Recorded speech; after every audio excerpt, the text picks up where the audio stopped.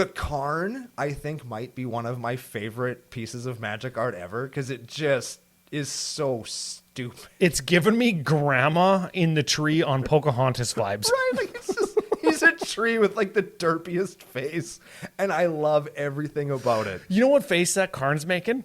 He's making the face of, I just woke up and I'm a fucking tree now. Yeah. How did I get here? What? Why? That's the face. Come on, he's guys. making. Hey, listen to the Cookout Podcast, episode 446. I'm Brando. I'm here with Ryan. Today we're going to climb the red wall. Now hit our theme song!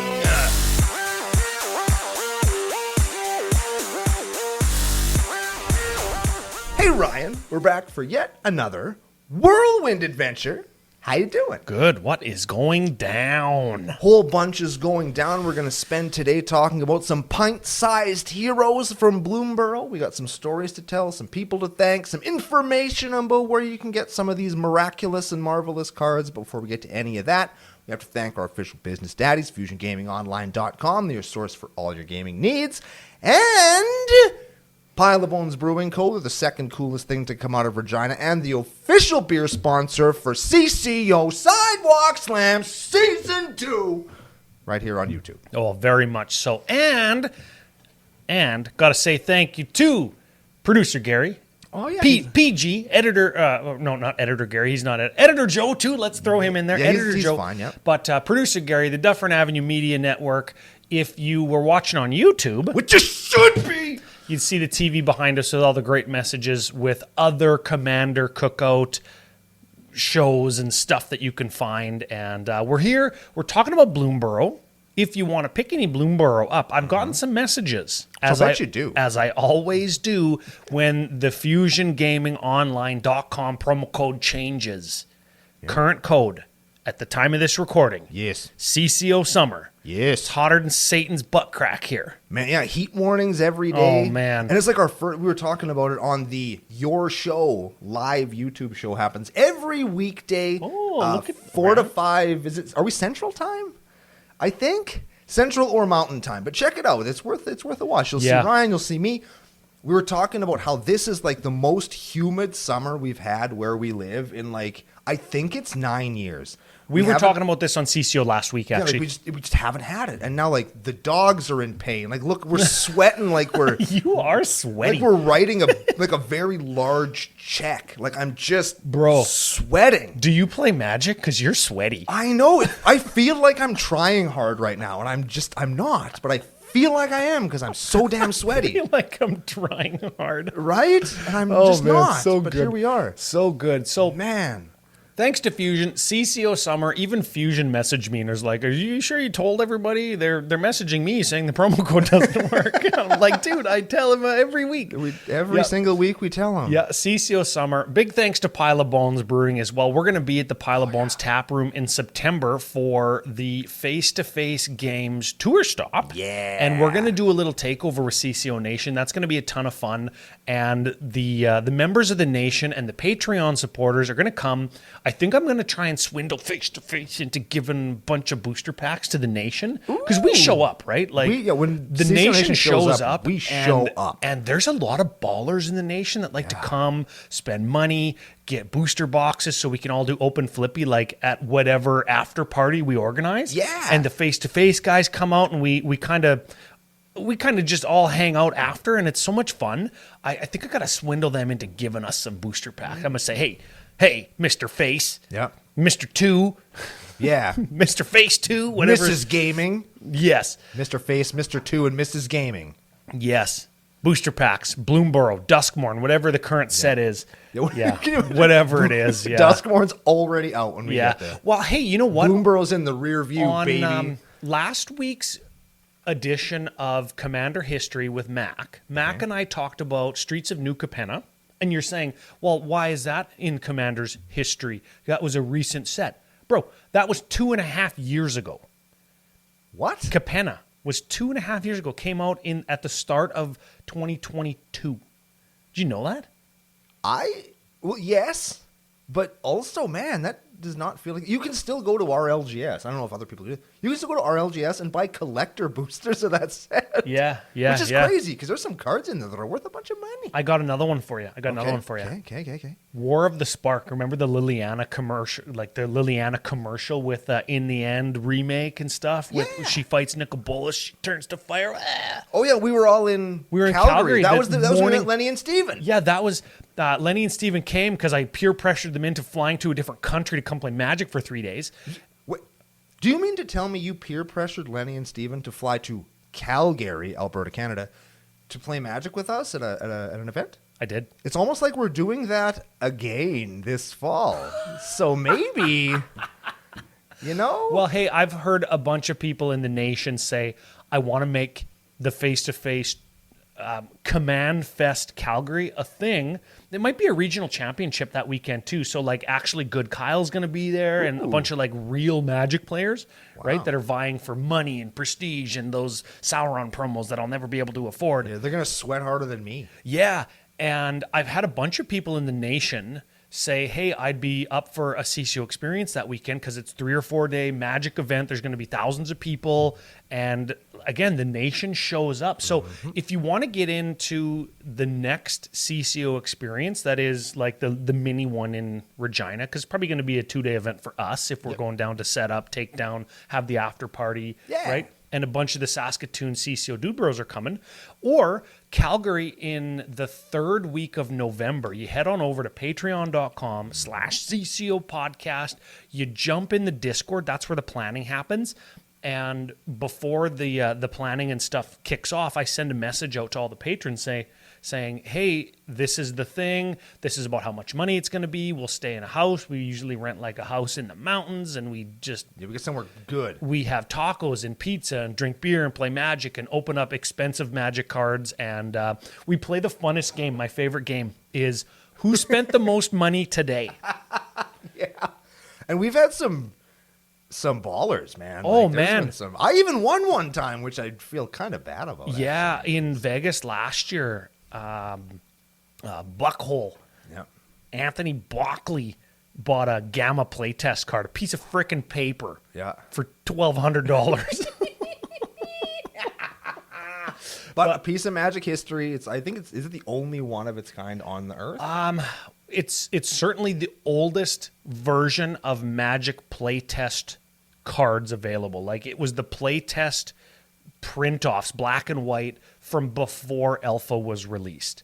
Like good. Piece of Magic history, right? Like the kind of thing that you spend money on and you cry, and you've got like this endearing piece of the history of the game that you love and the community that you're a part of. And like me and Brad was there, Rusty Trump Jones for those at home, and we're like hugging and high-fiving the vendor. And it happened like on a Saturday, and we went around to the vendors on Friday, and he's like, I think I'm going to come and buy this tomorrow. And the guy's like, hey, cool, man. Yeah, this is what we got, blah, blah, blah. And he's like, okay, thank you. He gets to hold it and look at it. It's in like in a screwed tight slab or whatever. And he just sleight of hands it and replaces it with like no. print of paper. He's like, I got to think about it and check the bank and do all the stuff. And the guy's like, yeah, no, for sure. Not every day does somebody just drop $12,000 on a piece of paper. Can't even say cardboard. So the next day, and me and Rusty Trump Jones, it's Vegas. We might have had a couple beers. Oh, yeah. I'm not going to say that we were drinking in the command zone, but we were. So we goes with Bockley. And he's like, I'm going to buy it. I'm doing it. We're doing this. So we walk over. He's standing there, and a different guy, but at the same booth, says, hey, what can I help you guys with or whatever, right? Yep. And he goes, I want to buy this Planes. It was a Planes with a plane on it, like an airplane. And he goes, oh, okay, let me go get the boss or whatever, right? The guy that we were talking with yesterday. Yep. He comes over. Oh, yeah, hey, you're what did you decide? And he goes, I'm going to take the Planes. He goes, oh, awesome. Yes. Like he's thinking, cha-ching, I just like moved a piece of $1,200 paper inventory that I've been carrying around the country for the last 4 years. Exactly. And this guy's going to buy it. This idiot's going to buy it. And I immediately jump in and I go, yeah, he's going to buy it, but he doesn't want to buy it for $1,400. and he's like, no, really, I'll pay $1,400. I'm like, Shut up, man. no, you won't. No, you won't. No, if I have anything to say about it, And you ask then for the it. vendor was like, well, how about $1,200? I go, oh. And he goes, okay, $1,200 is fine. I was like, he looks at me. Okay, fine. $1,200 is fine. And for the people watching at home, keeping scorecards and stuff. Yeah. 12, less than 14. I saved him $200. He didn't even buy me a beer. Frick. I didn't think of that until just now. You owe me a beer. And we'll see you in Calgary, bud. Oh, use that $200 USD you saved flying to Calgary. Where's he from? Not Calgary. I think he's from somewhere in the...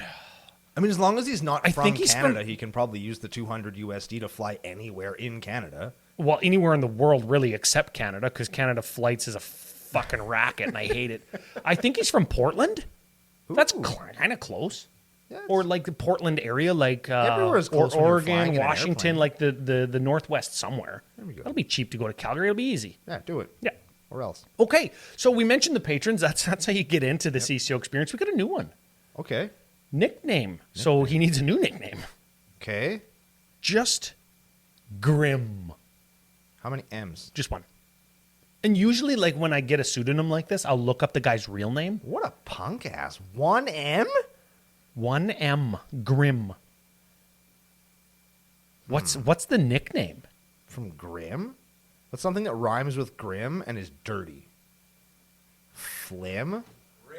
Rim. Oh yeah. Welcome to the nation, Rim. Job. Rim job. With 2 M's. And 2 B's. Yes. Yeah. Rim job. Rim job. Yeah. Okay. Well, Got there. Mr. Job. Welcome aboard. Thank you. And F you for being here also. Yeah, very much so. We're talking about Bloomburrow. We should talk about Bloomburrow a little bit. Yeah, Bloomburrow. We've got some other podcasting business, but we'll mix it in. Yeah, we'll do that later. Yeah. Okay, so Bloomburrow. Yesterday, we talked about the mechanics on the CCO pre-show. It was like 32-minute pre-show. Yeah, the new and improved pre-show. Check that out. We talk all the mechanics. We talk a couple of cards, a Yep. little bit of the extended art treatments. Yep. Today we'll talk about where you can find some of those things and Yeah, whether or well- not they're worth your time. Okay, well, let's get right into it. Mechanics yesterday, we talked about all the mechanics. So if we say something today that you don't know what it is, you either have to look it up yourself or go to yesterday's pre-show, 446. It's part 1 of the Bloomburrow review. Yes. Or not review. Correct. Okay, we've got up Bloomburrow set, Yep. commander decks, or commander cards, Right. and special guests. Yes. Where do you want to start? Let's do the special guests first. One, because they're on the screen right now, and because there's only 10 of them, and I think that these are easy to hit on and lead into something else. In that, what these are reprints from across Magic history, and they're all like, what I don't want to say furry-fied, 'cause it sounds again like I'm making fun of it, but they're like exaggerated animal representations of some cards from across Magic's history that they Sure. put in. You can get them in both regular and collector boosties. Okay. And this round of them, I would argue, might not be the best of them, but they're very good. Okay, and when you say regular boosters, now there is only one kind of booster, right? There's 3 again, because we also have the bargain booster. That's the one that costs less, but probably doesn't have any rares Okay, in it. yeah. Ignore those. We are never talking about that. So Correct. if I say regular booster, what I mean is play booster, right? Yes. And if I say collector booster, I mean collector fucking booster, right? Correct. Yes. Okay. So now that we're on the level, here I'll just read them off real quick. We have Swords to Plowshares, Ledger Shredder, Rat Colony, Relentless Rats, Kindred Charge, Sylvan Tutor, Toski Bear of Secrets, Frogmite, Sword of Fire and Ice, and Secluded Courtyard. I would suggest this is a fine assortment of cards. Yep. They all fit very well into the set. Yep. Because there's lots of typal, different kinds of creature types. Yep. So the Secluded Courtyard works out. So does Kindred Charge. Sylvan Tutor finds a creature. Toski is a well-known, well-loved commander. I'm going to try and get one of these for Ozzy and Momo for their wedding that we're going to go to later today. But yeah. I'll try and get it for them later. Yeah, not out yet. Not yet. Not out yet. And then Ledger Shredder, everybody loves, I would suggest. Ledger Shredder, well, multiple format card, right? Commander, Legacy, and, well, when it was in Standard. I would argue that Every person listening to this show that has a deck that has white in it plays Swords to Plowshares. And I love the throwback art on the special guest one. He's got his scythe, and he's standing in a very similar position to the OG Swords to Plowshares. And I personally, I know some people who collect them don't like this, but I personally really, really like when they reprint things like Rat Colony and Relentless Rats. Because, like, if you want to be, like, balling out of control and you want... Here we go again. Here's another way you can make your Relentless Rats or your Rat Colony deck just look fucking cool, man. Yeah. And I dig that. And then Sylvan Tutor's a great card with great art on it. That Sword of Fire and Ice is a welcome reprint, and it looks so cool. I like to call it Sword of Fish Fry and Ice. Because it's a fish that's on fire. Yeah, that's kind of cool. I didn't notice that until right before you said it, and I was going to bring it up. And then the Frogmite is also here. So there's like one dud out of 10 cards. That's pretty good. No, I like the steampunky frog. Oh, it looks awesome, but like, except for the deck we talked about last week. Yeah. Who plays Frogmite? Yeah, Imskir Probably Iron nobody. Beater. We Yep. talked about last week and got lots of hits. So thanks for watching that. Thanks to the new subs who maybe came and found that video as our newest one.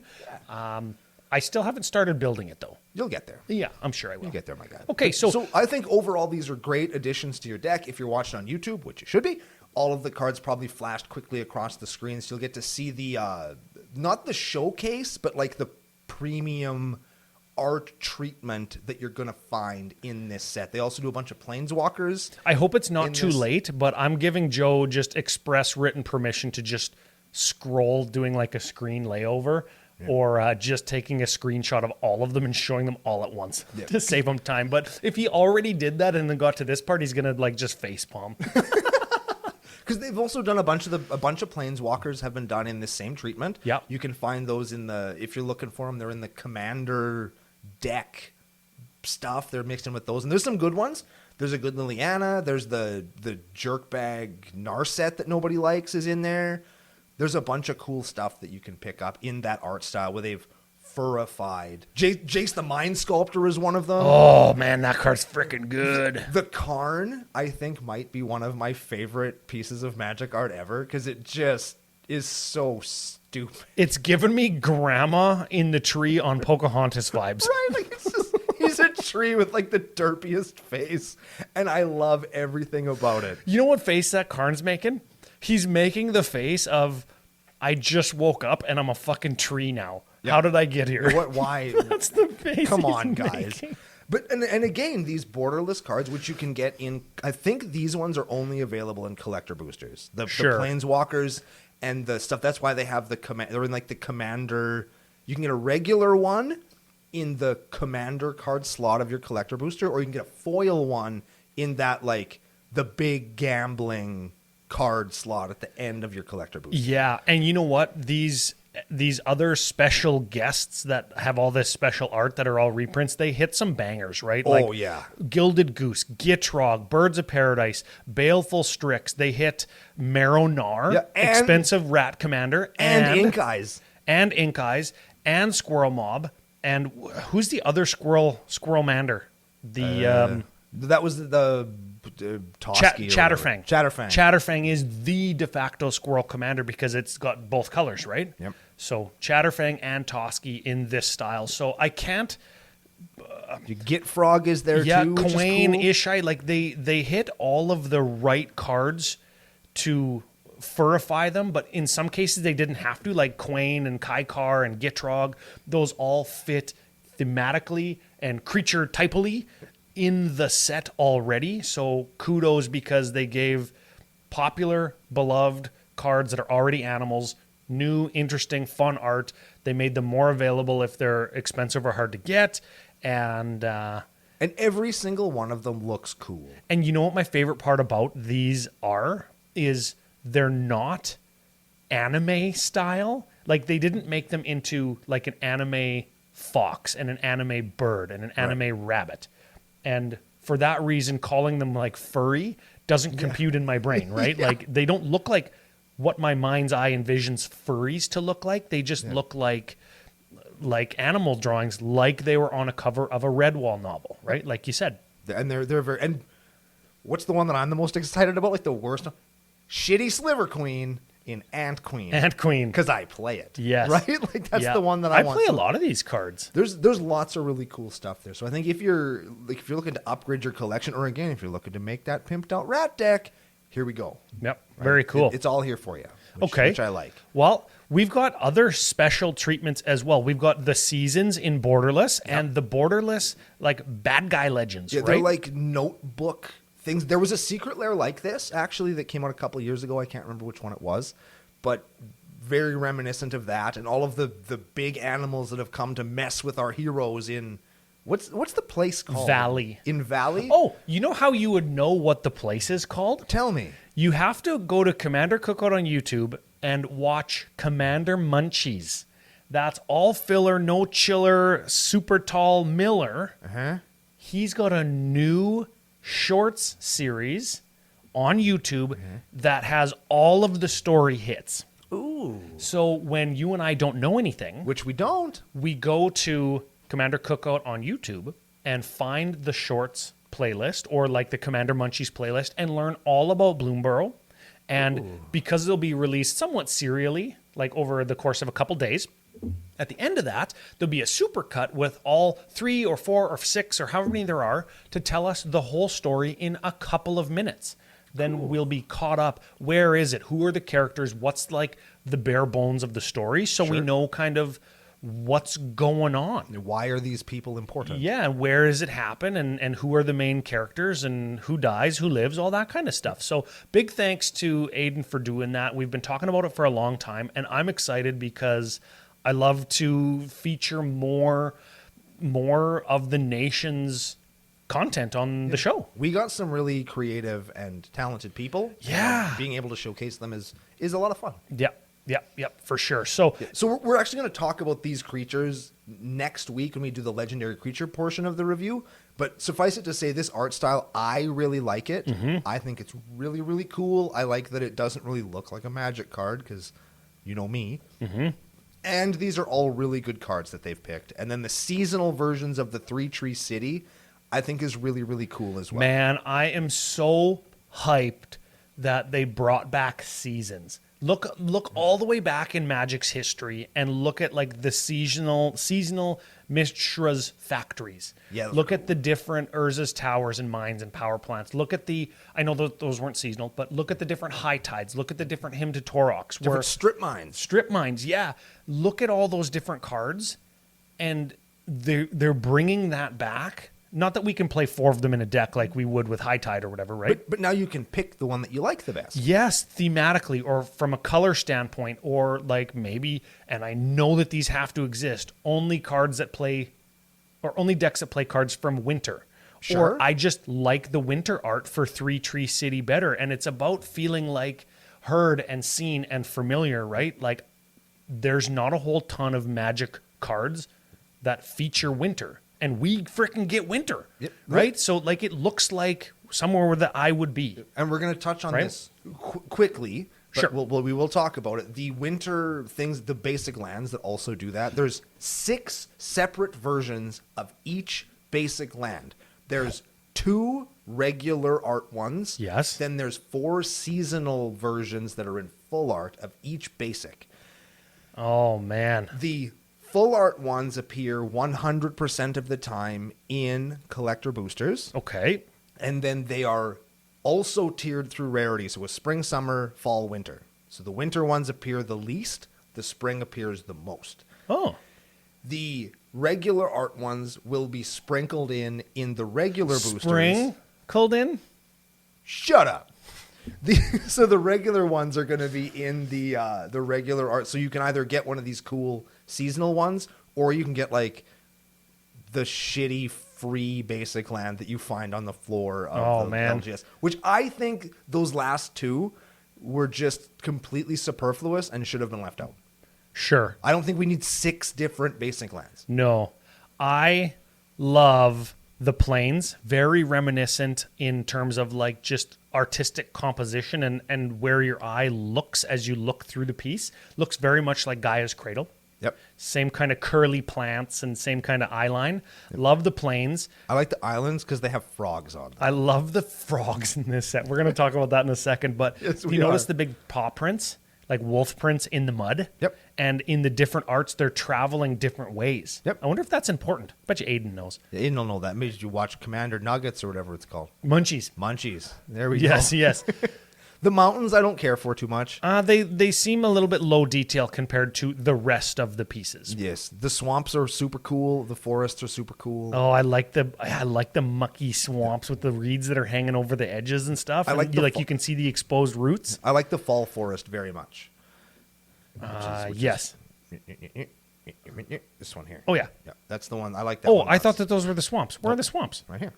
Oh, I like those too. The swamps are also good. Yes, the swamps and the forests do look very similar. Yeah. But, I mean... One's a swamp, one's a forest. Exactly. So just read the frickin' card. One of them says swamp or forest on the top. That's how you tell them apart. If So- you think a red lantern makes your land into a mountain, just read the fucking word at the top. Yes. It'll solve the mystery. Those would be the Neon Dynasty swamps that you're Yes. talking about. Yeah, so overall, the aesthetic of the set has nothing to do with how the cards play, like on the pre-show. Remember, Yep. ones and zeros with no art, like we would still play the cards, right? I think aesthetically, the showcases for this set, I really, really do like. I think that the general kind of showcase frame, they go together, which is really cool. Yeah. But the art style in the frame isn't necessarily my cup of tea.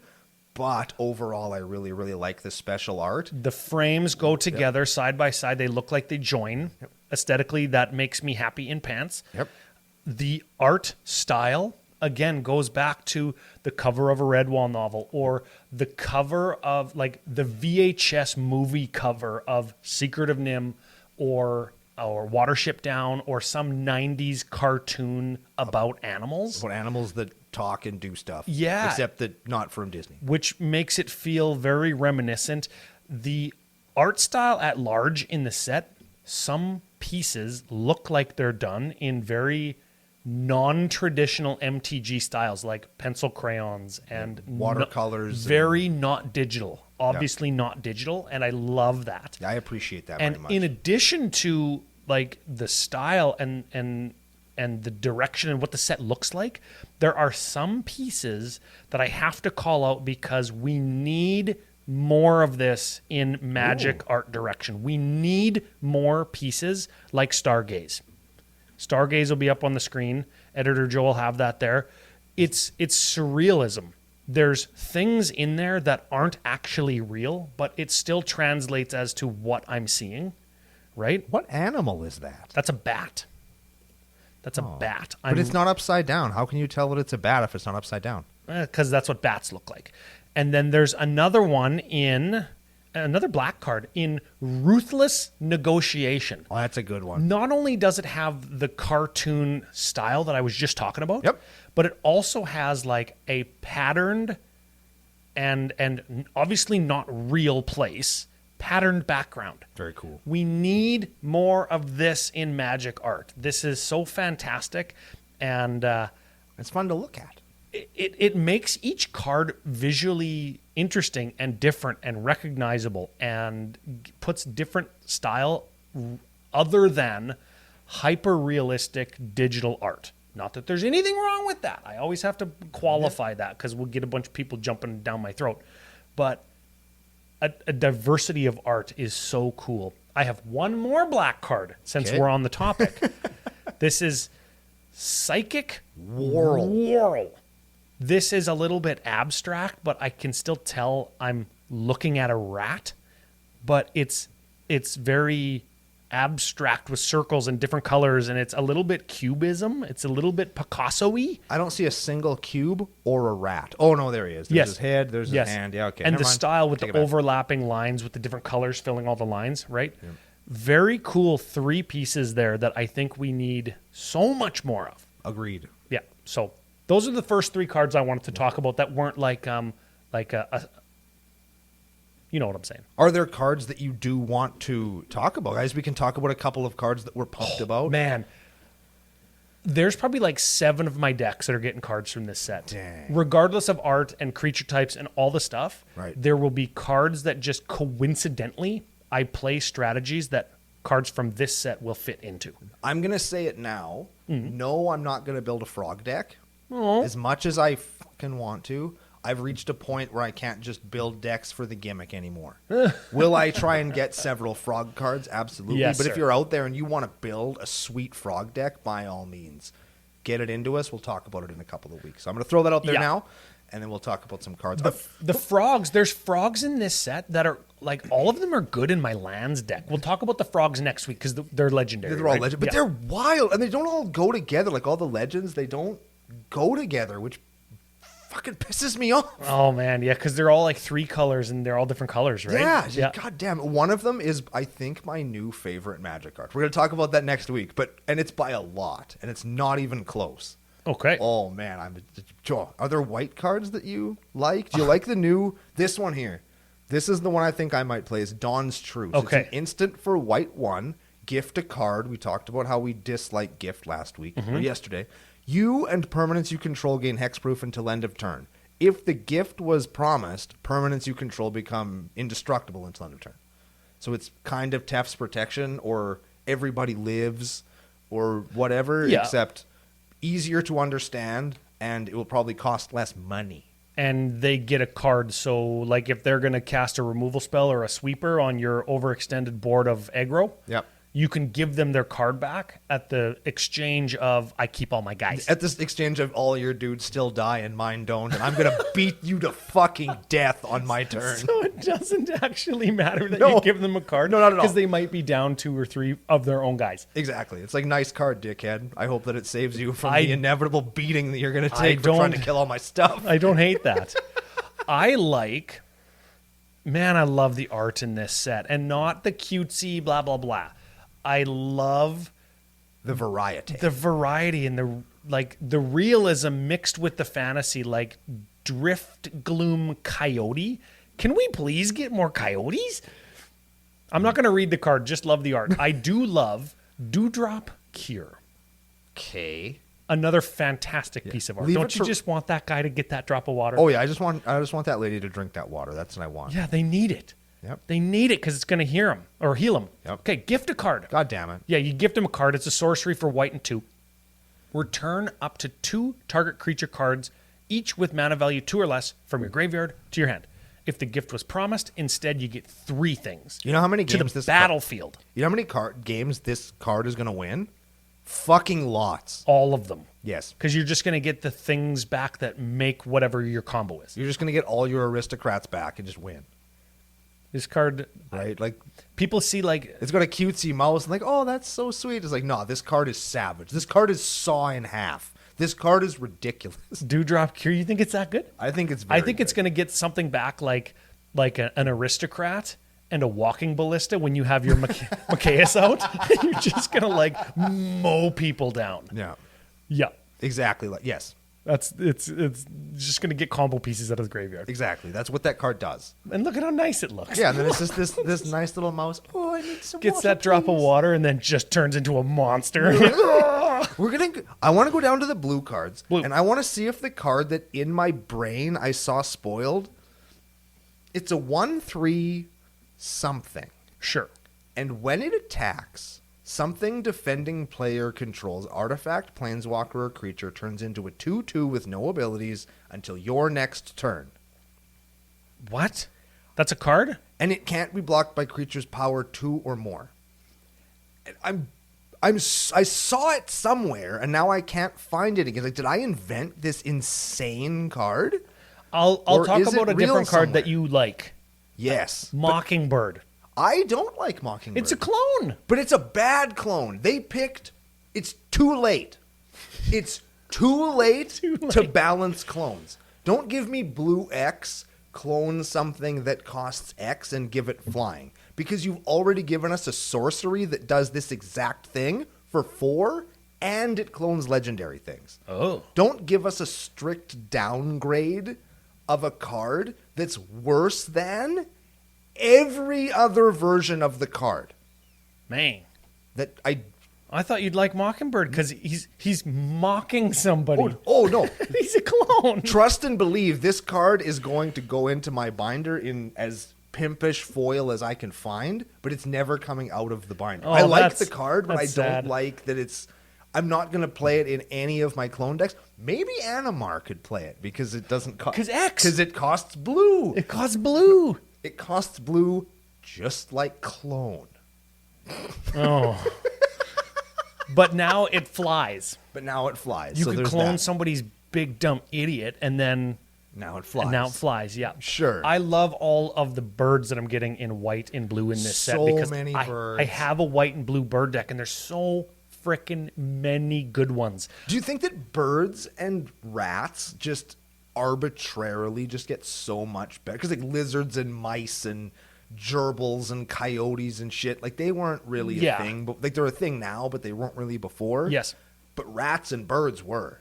So if you have a rat or a bird deck, this set was... I think that they do get better. They're just dumping good shit on you now, Listen, right? I take out blue and one counter target non-creature spell. Right. I take out like not remove soul, not essence scatter, negate. I take out negate variants. Sure. To play Plume Creed Escort, 2/1 flash flying bird scout for blue 1. Right. And it says when it enters, target creature I control gains hexproof until end of turn. Which is kind of counter for a removal It's spell. kind of counter for a removal spell. And usually when I'm attacking with my 6/6 Bird of Vigilance, that's the one that's going to get Path to Exiled. That's the one that's going to get terrored. Now I'm going to just play a Plume Seed Creed Escort and have another fucking bird. Oh, man. Like, it's the little victories like that. And tell me that this isn't going to look fantastic in foil. That's going to look cool. That's going to look very, very cool. Yeah. Let's just for a second sum up the seasons. Because every single one of these is good. You're going to want to play these. I'm going to read Season of Weaving. I don't think this is the best one, but it's the one we're looking at right now. It's the blue one that's on the screen in front of us currently. So, blue, 4, sorcery. Choose up to 5 paw prints worth of modes. We talked about how all that works yesterday. Yeah. You may choose the same mode more than once. Yes. The modes are for 1 paw print. You cash in one of your feet. Yep. Draw a card. Jesus. Or cash in all of them and draw 5. Yeah. Okay. So pretty good. For 2 feet, choose an artifact or creature you control. Create a token that's a copy of it. That's pretty good. So I'm going to clone 2 guys for 6. Or 1 guy twice. Or 1 guy twice. Yeah. And I'm going to draw a card. Yes. What? It's pretty good. Okay. Or for 3 feet. Yeah. 3 feet, everybody. For 3 feet, return each non-land, non-token permanent to its owner's hand. Yeah. So for 6 mana, I'm going to Cyclonic Rift you, and I'm going to draw a card. Yep. I mean, you're going to get yourself too, but you're going to have the best thing that you had in play still. Wait a second. No, in a token deck, I'm going to Cyclonic Rift you. Oh, yeah. I'm going to clone my frickin' guy, and I'm going to draw a card. Yep. It's pretty good. What the fuck? These cards are so good. One of them, the red one, I think you can get your whole mana back in treasures immediately, which is some like they're very good. The black one is going right into Lord of Tressorhorn. Of course, that's going in there. Yeah, of course. Let's go to black now. Let's. You got any black cards? Coiling Rebirth. Oh, I like Coiling Rebirth. I like the art. It's like a skeleton snake on a tree. It's a sorcery for black 3. Gift a card. God, we don't like gift, and we're talking all these goddamn gift cards. I know. Return target creature card from your bin to play. Then, if the gift was promised and that creature isn't legendary, you get a copy of it. That's a 1/1. Man, all the clones. Hey, we're talking about all the clones. Right, the clone is good. I'm telling you, man. Yeah. But I just like this card because it's like a black clone, and I think I might try and get one to play it in my Necro Bloom deck as like another way of getting dudes out of my bin and putting them into play. There's the one that you like. Yeah, play I've that got. one. Oh man, all 3 of these in a row. Hazel's Nocturne. Hazel must be a character. Hey. Hazel, I think, is a character. Nocturne is a type of dance, I think, or music. Sure. Well, cool art. It's like leaves that look like some kind of creature, a badger, or something. And they're swirling around or dancing around something. I'm not sure, but cool piece of art. Hazel's Nocturne. It's an instant, mind you. Neat. For black 3, return up to 2 target creature cards from your graveyard to your hand. Sure. Each opponent loses 2 and you gain 2.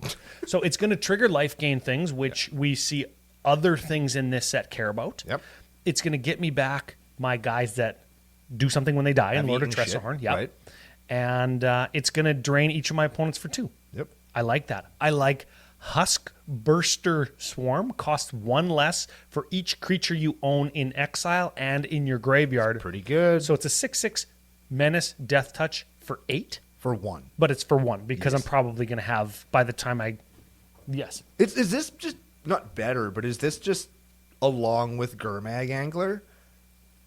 Ooh. Because like Gurmag Angler has delve, right? So like Correct. You delve a bunch of stuff to get your 5/5 or 4/4, whatever the fuck it is, for 1. Yes. And then either on the same turn or the next turn, you just go 1 more. I'll get a 6/6 Menace Death Toucher also. Yeah, you go Husk Burster Swarm first because you have all the stuff in your graveyard. Oh yeah. And then you go exile all that stuff that I used for Husk Burster, Gurmag Angler. Now I've got 11 power worth of guy. Yeah, for 2 Ooh, that's pretty good. across 2 bodies. That pretty take 3 bodies to block. That's pretty good. That takes 3 bodies to block. Yeah, Yeah, that's real good. Okay, Iridescent Vine Lasher, Offspring, our first one with Offspring. It's a 1/2 Lizard Assassin. That matters, I guess, this day and age. Assassin is important. Yep, for black. And it's got Offspring 2, so when I cast it, I can pay 2 to get a token copy of it that's a 1/1. Yes. And its ability is Landfall. Whenever a land you control enters the battlefield, I would assume. Yeah, man. I know. This creature deals 1 damage to target opponent. So this probably replaces the Geopede in my lands deck that costs 3. Sure. And it makes me that much closer to being able to ad nauseum my entire deck and not die. And you can pay the same number of mana to get double the effect with this card, which is pretty cool. Yeah, exactly. Now, the only thing is it's target opponent, not each opponent. Yeah. Right? But if I got 40 lands entering the battlefield 2 times each, It's probably enough. it's probably enough. Yeah. You got any black cards? No. I already talked about the one that I'm pumped about. And then there's a couple of legends that I think people they'll probably already know because I know I play Toxrill. Yep. So they probably know which legend I'm fucking pumped about. Oh, yeah. Yeah. Makes all your opponent's dudes into X1s. Yes, that's So they just die. yes, that's good. Oh, I'm pumped for that. Yes. I'm very excited. Yep. I talked about the black cards that have the art that I like. We talked about the seasons, the black season. Yep. It's really, really good.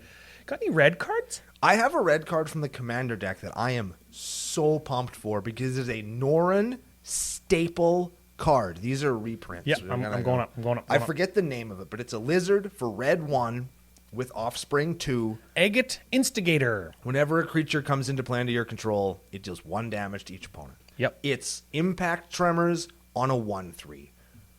And then it's if got- I pay Impact Tremors again, I get Impact Tremors again on a 1/1. So is this going to replace Impact Tremors? Nope. It's going in there along with Impact Tremors. Who am I talking to? Not Brando? Yeah, like, have you met me? No. I'm just going to do the same thing harder. Yes. Yes. Our first class. Classes have made a comeback. We didn't talk about that in the pre-show yesterday. It's not a new mechanic. And I think these classes are cool. There's a couple of them that are neat. I don't know if I'm going to play them per se, but some of them are really cool. And I'm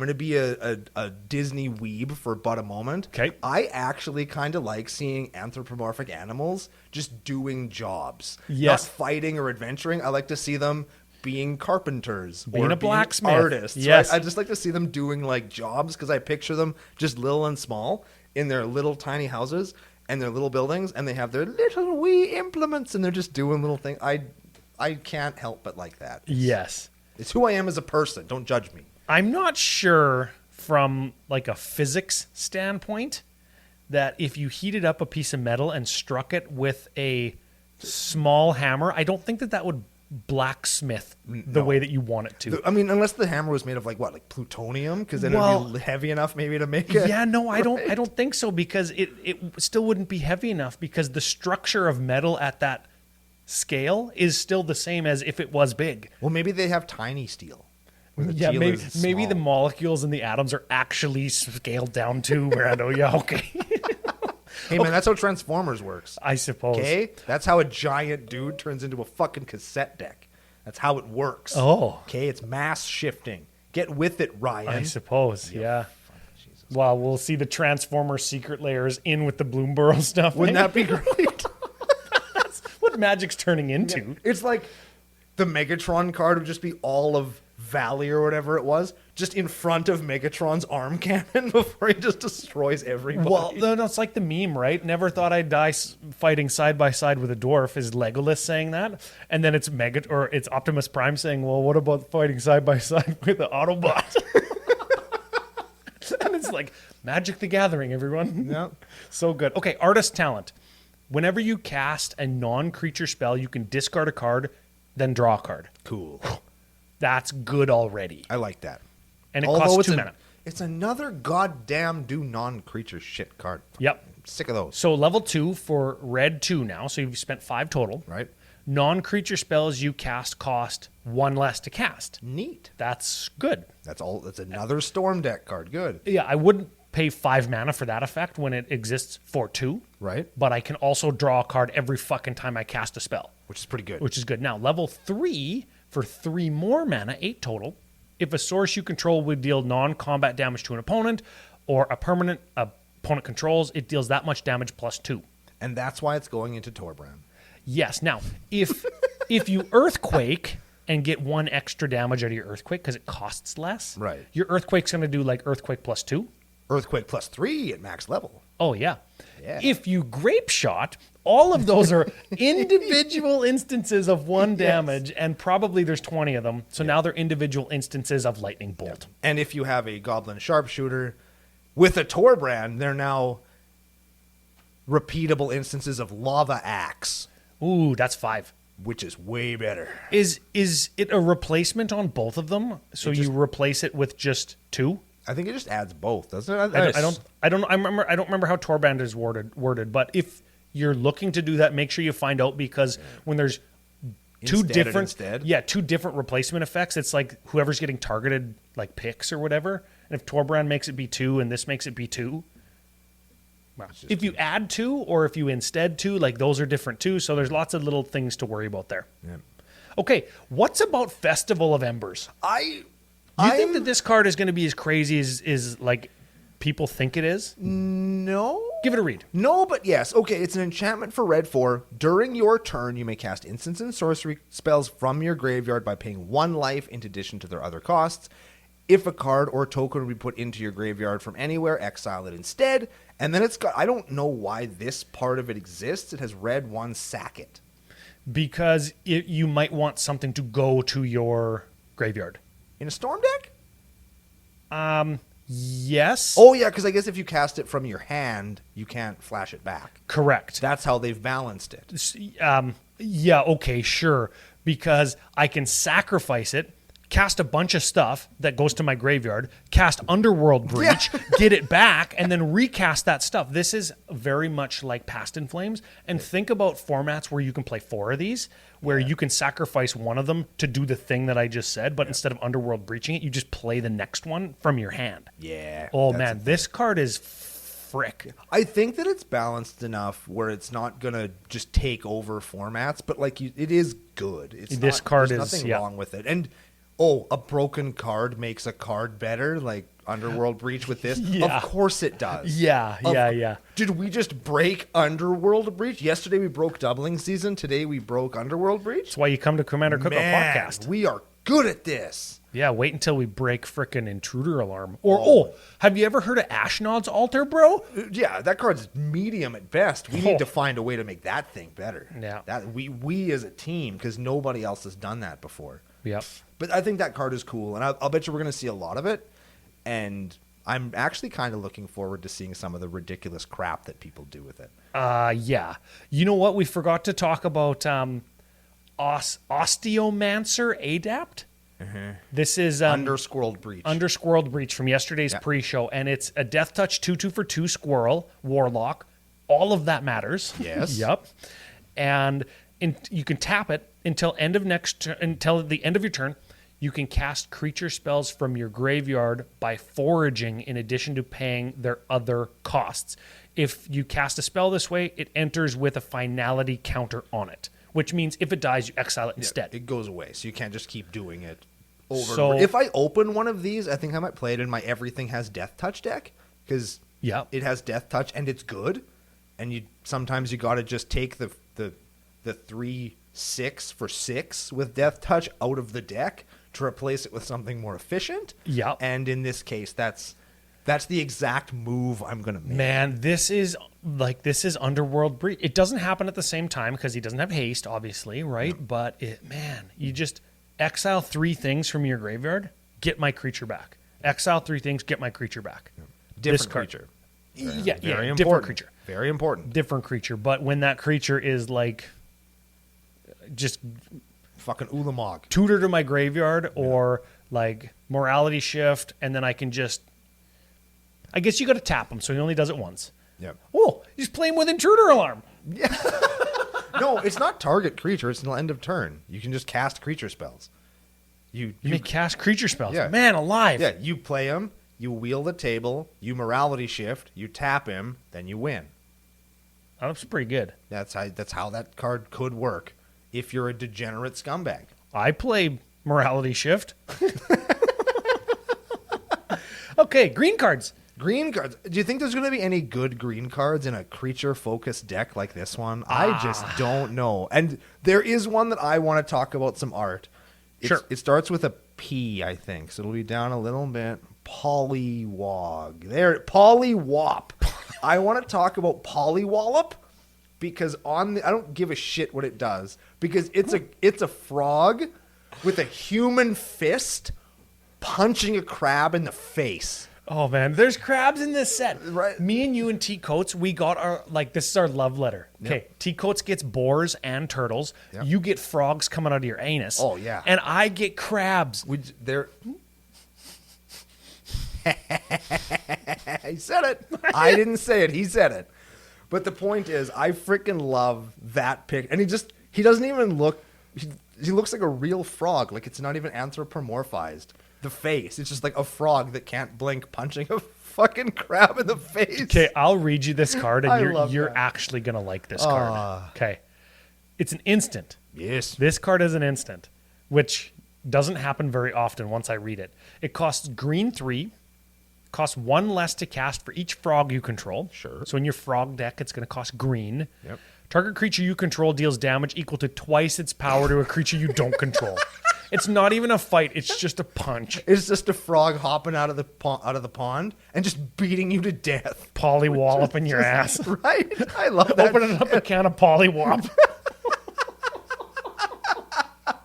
I freaking love that card. Oh, that's a good one. I like that a whole lot. Okay. The thing that makes me kind of sad about the set is we're talking about like the whole set. I'm like, man, I like Polywallop because of the art. I like this one card from the commander deck. And the rest of the cards that I'm actually excited about are all legendary creatures. Well, we'll talk about them next week. And we will get to them, but it sounds like, well, Brando doesn't have any cards that he likes from this set. Yes, I do, but they're all legendary. They're all dudes, legends. Because I like to play creatures. Yes, sir. Does that make me a Timmy? Is that what that is? Yes. I'm a Timmy? Yes. Timmy Brando. I like. Look at this. Look at this. So epic man. Aaron Carrar messages me like a month ago and says, "Hey, I'm putting my name down for an altered art version of this guy giving the CCO salute middle finger to everybody, and it's Sunshower Druid." If there's ever been a time for you to watch on YouTube and use your imagination to picture this little man, this short king, this amphibian champion giving the CCO salute to people, now is the time that you go to YouTube and check it out. Bro, I'm going to one-up you. I'm going to play this card in my CEDH deck. Okay, we got to give him a read. He's an 0/2 frog druid for green. Green. When he enters the battlefield, put a +1/+1 counter on target creature, and you gain 1 life. Boom. This is a strict upgrade to Bond Beetle in my Animar deck. It acts as a mana rock for creatures and gains me 1 life. There you go. And he's got 2 toughness. I know Bond Beetle's a 1/1. And he's or is Bond Beetle a 0/1? I don't even care. Look at this art, Ryan. Yeah. Look at that. He's got his little hat on. He's giving everybody the finger. Man, I can't wait for next week when I can just tell everybody about my new favorite Magic card art. I'm so excited to tell everybody about it. I'm happy. Oh, I love being excited. This Yeah. is cool. This is a good feeling. So much good art. And you know what? The more time I spend with the set, the more I like it. And things like Pollywallop and Hop to It and Carrot Cake. Like, it's so thematic in a set that doesn't really give me top-down vibes like Innistrad did or like New Capenna kind of did, right? Any of the, like, the Invasion, like, not old Invasion, but the new ones were like with like Atraxa and all the shit. Like there was lots of top downness where different colors and arts meant something. Yeah. They don't have a lot. Even the art isn't consistent in this set. It's just cool. Man, yeah. I'm actually surprised how much both of us like this set because you don't usually like the kind of cutesy animal stuff, and I'm just fucking burnt out, man. Like, I saw somebody put on Twitter. They put like how many days in between spoilers started from set releases, and there hasn't been one in more than 2 weeks in goddamn 5 sets. Well, and you know what? You don't even have time to ingest. I haven't even finished putting Assassin's Creed cards into my decks yet, and we're talking about a new set. My Assassin's Creed cards haven't even shown up in the mail. I did go to FusionGamingOnline.com and did use CCO Summer. So I actually used CCO Summer. So it was very recently. Usually I get my cards in 3 or 4 days. Yep. But I ordered like 2 days ago. Wow. And you know what? And I've said this 100 times before, if I've said it once, is you don't need to know, not even you, somebody who reviews the product and knows where to get it and creates content, not even you need to know every single card and have everything. And you don't need to maximize everything and say, okay, I have to look over every single red card to see if Nora needs one. Yeah. Well, you don't need to do that. I don't need to do that, but for Noran, I do. I do. And if that's what's getting you burnt out on, if you're doing that for, how many decks you got? Like 28? 24. 24? Don't do it for every deck. Some decks are fine just the way they are. Hang on, 27. 27. Sorry, I forgot that there's some of them that aren't in the cases. They're in the little box next to the cases. Oh yes, there you go. Yeah, but too many, and I'm still working on one, so soon to be 28. You're soon to be 28. God damn it. Yeah, there you go. I was right. Multicolored cards that aren't legends. There are not very many, and I don't think there's any that I super care about. Like maybe there's people out there that are. I think Lunar Convocation got some chatter on the internet at the beginning of your end step. If you gain life this turn, each opponent loses 1 life. I like that one. This is an enchantment for black-white. At the beginning of your end step, if you gained and lost life this turn, you get a 1/1 black bat with flying, and you can pay black 1, pay 2 life, draw a card.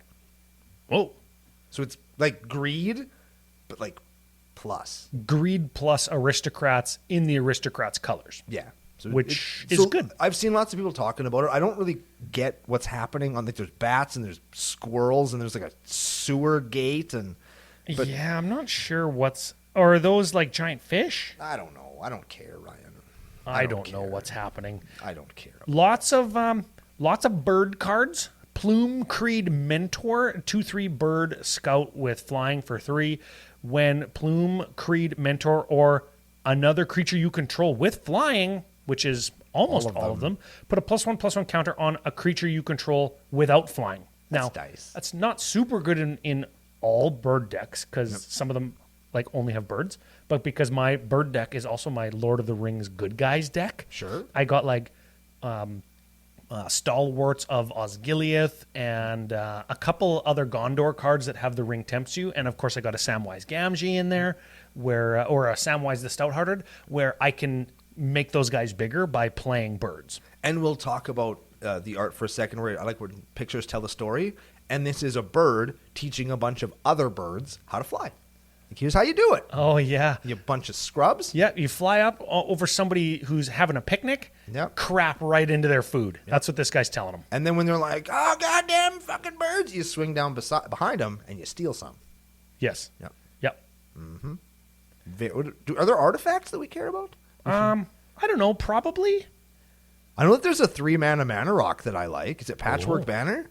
I think it's Patchwork Banner. Patchwork Banner? I don't even know. I don't even see it. Here it is. Oh, yeah. 3-drop mana rock. Taps for 1 of any color. Comes into play, choose a creature type. Creatures of that type get +1/+1. And 3-drop mana rock, baby. Unplayable, but fun.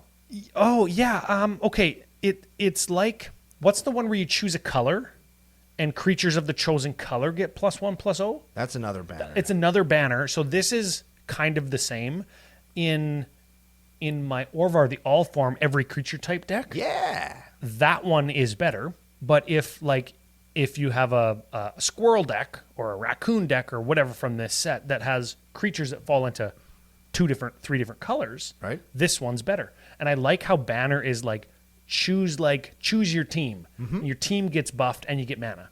I like that banner is starting to mean that. And I like when trends like that kind of develop over time. I like that. I like that too. I never thought of that, and now I'm glad that you've said that. Okay, I've got one artifact that I think is so fantastic. Heirloom Epic. Okay, it's a 1-drop. You go 4, tap, draw a card. For each mana in this ability's activation cost, you may tap an untapped creature you control rather than pay that mana. Activate only as a sorcery. So it kind of gives the ability, the activated ability kind of has Convoke. Oh, I see. Right? Okay. Which, not that strong because you can't have a team of Vigilant Flyers like in my bird deck and do it at the end of your turn. Right. Because only sorcery. The thing I like about this card is the little mice are getting read a story by their mom or their nanny or somebody, but the story is just scribbles. Just scribbles. And I'm sure she knows what the scribbles mean, if they mean anything, but it might just be hey, come and relax with this book, because that's what the tradition is at story time.